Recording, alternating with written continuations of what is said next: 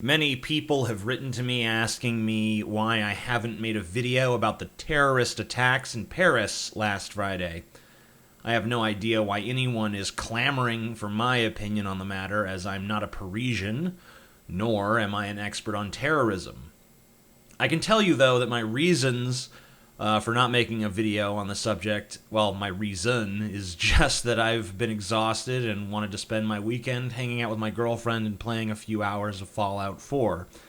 But I do have some things I'd like to say about the attack and its aftermath. I hope you will forgive the lack of production in this video. I feel like getting these thoughts out quickly is important given the audience demand for this, and I wouldn't have had time to get this video out today if it were more production intensive. And I think it's the words I have to say that really matter anyway.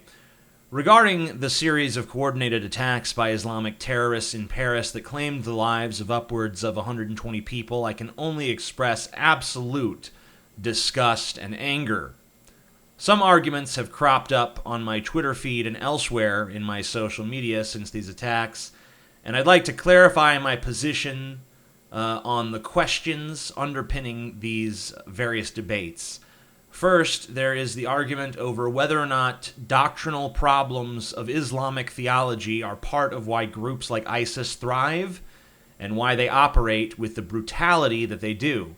Now, ISIS has claimed responsibility for these attacks, and their letter claiming credit mentions Allah 14 times, and it's not a long letter either. It's only a 518-word document. That's about the length of 2 pages of a common paperback book. Now I'm going to read you some excerpts from ISIS's letter. In a blessed attack for which Allah facilitated the causes for success, a faithful group of soldiers of the Caliphate, may Allah dignify it and make it victorious, launched out. It targeted the capital of prostitution and obscenity, the carrier of the banner of the cross in Europe, Paris. Here's another excerpt. Allah had granted our brothers their wish and gave them what they loved, for they detonated their belts in the gatherings of the disbelievers after running out of ammunition. We ask Allah to accept them among the martyrs and make us follow them. Now, nothing about this letter lists secular grievances with France. France is simply declared evil, and it is said that Allah wills that its people be destroyed by the righteous and just soldiers of Islam. To deny that Islam is part of Islamic extremism or jihadism or whatever you want to call it is preposterous and dishonest. It would be akin to denying that the Crusades had anything to do with Christianity. Now, the common refrain from some of the left is that groups like ISIS have perverted or twisted the religion of Islam. How does one pervert a religion exactly? There are many different interpretations of Christianity and of Islam and probably of every other major world religion. So what is the criteria for perversion of a religion? When the tenets of a particular interpretation are not palatable to you personally? It seems to me that ISIS is not perverting their religion. There are 532 instances of cruelty in the Qur'an put together by skepticsannotatedquran.com and linked to in the description below. Most of these verses deal with the fate of unbelievers and how they will suffer a terrible doom. TheReligionOfPeace.com has also compiled a list of 109 verses, all commanding Muslims to use violence against disbelievers. That is also linked to down below. But even if we are to somehow come to the conclusion that ISIS is perverting Islam, that still doesn't really let Islam off the hook, does it? It's still being used by murderers to justify their acts of evil. And this is a big part of what religion does in general. It gives people an excuse to justify their evil. There's no sound, pragmatic reason to hate gay people, for instance. But if you cite the Bible as your reason for hating gay people, then many will view your beliefs as sacrosanct and deserving of protection and respect. Anything is right if God says it's right. even murdering 120 people in cold blood. So Islam is part of the problem, and it cannot be let off the hook. Now on to another issue. There are 65,000 refugees of countries like Syria that are seeking asylum in the U.S., but many are afraid to let these people in because we don't want what happened in Paris to happen here. Now, some of the refugees might be ISIS in disguise, so we need to deny them entry to protect ourselves. I must be honest with you, I find this position to be the height of cowardice.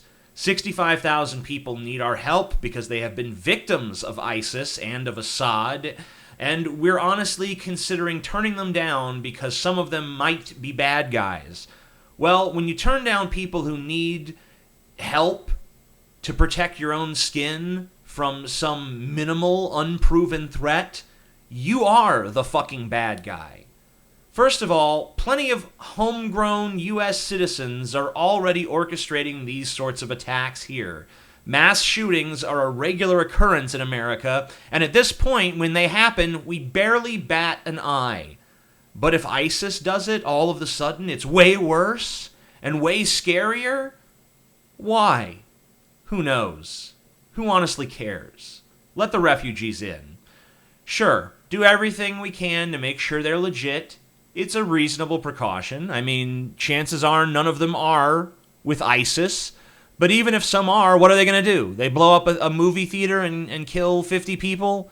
Sad, sure, but that's still 65,000 people who are not part of ISIS that we helped out. No one ever said compassion isn't without its drawbacks. I believe it's actually been said before that no good deed goes unpunished. I don't see that as a reason to stop doing good deeds, just a reason to toughen up and take the drawbacks if and when they come. And that brings me to the biggest issue of all. Should we be scared of terrorists? My answer, personally, is no. Terrorists are called terrorists because their entire strategy is causing terror, because they know that terror leads to irrationality and unrest and social destabilization. They know that fear is the mind killer. When you're afraid of terrorists, you're actually corroborating with them.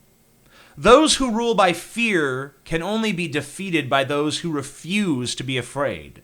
And that's not to say that we simply ignore ISIS or that that's the solution.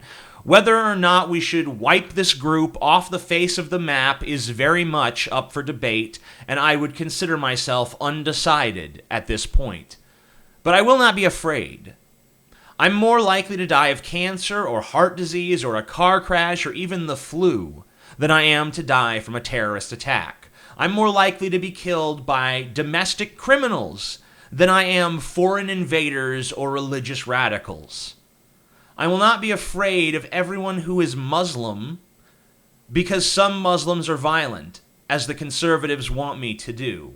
Nor will I act as if the tenets of Islam are inherently harmless and have nothing to do with Islamic terrorism, as liberals want me to do, because both the liberal side and the conservative side are presenting fallacious and silly arguments. And as a brief closing note, just because there was a big terrorist attack doesn't mean suddenly that terrorism should be the forefront issue on everyone's mind. The other problems of the world are not taking a break to give us time to focus on Islamic terrorism. And I know a lot of conservatives in particular detest to hear it, but climate change is still a way, way, way bigger issue. Like, it's not even fucking close. But no one watches videos about climate change, so have a good one, you guys, and let me know what you think in the comments section down below.